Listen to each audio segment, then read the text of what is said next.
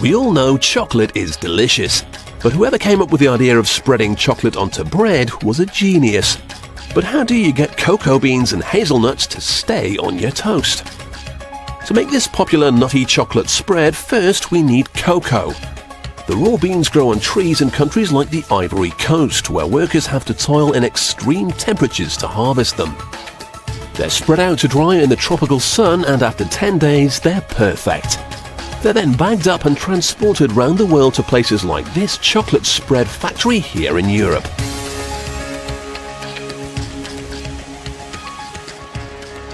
They're now headed for the roasting ovens. The beans are almost 50% cocoa butter, and roasting reduces them to a liquid paste. However, this butter solidifies at room temperature and you'd never be able to spread it on your toast, so it needs to be removed. To do this, the paste is sent to these enormous presses which squeeze every last drop of butter out. The liquid butter is sent on to be used in other products, but what emerges from the machine is a chocolate lover's idea of heaven. Each disc weighs 7 kilos. They look like big blocks of makeup, but in fact they are pure compressed cocoa.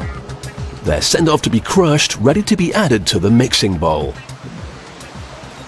Next come hazelnuts, and plenty of them. The traditional recipe for a spread like this means there's the equivalent of about 50 nuts in each jar. Before they're allowed in, the quality controller uses his special guillotine to chop a sample in half. Worms can get into the nuts or they can go off, and that would ruin the spread.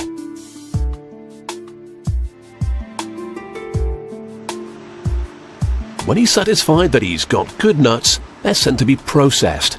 They need to be cleaned and roasted before they can join the chocolate, so they all head for the ovens. It's important that each jar of spread looks and tastes the same, so any poor quality nuts are sorted out and then sent off to be used in other recipes.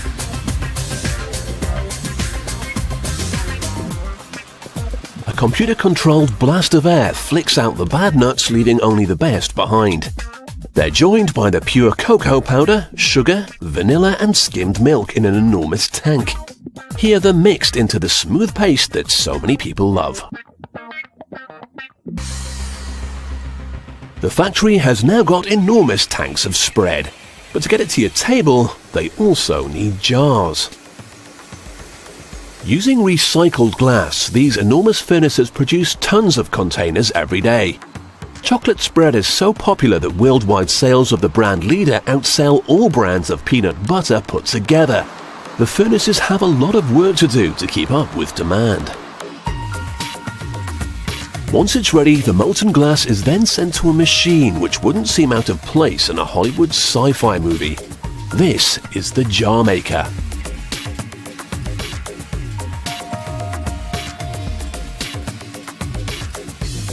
Each blob of molten glass is shot into one of these molds.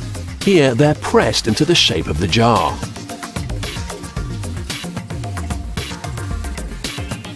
The next machine ensures that the screw thread for the lid is included, and that's it.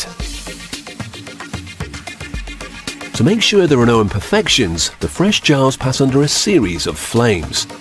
This seals any small holes there might be in the glass. They're then cooled with a quick blast of water and get sent to a room where they'll sit for 2 days at 30 degrees Celsius. If you were to put hot spread into cold glass jars, you'd get condensation and moisture. No one wants that. When the jars are ready, they're passed under these pipes and filled to the brim. All that remains now is to seal them up. Here, lids are being sorted. They only work if they're the right way up, and this ingenious machine only uses ones that are facing the right way round already. The rest have to try again. Within each lid is an airtight seal, but how does that attach to a new jar of spread? As a full jar passes beneath this machine, it pastes a layer of glue onto the rim. When the lids are added, this glue traps the seal and the job is complete. So if you're a confirmed chocolate nut, put down that marmalade and grab yourself a jar of world-famous nutty chocolate spread.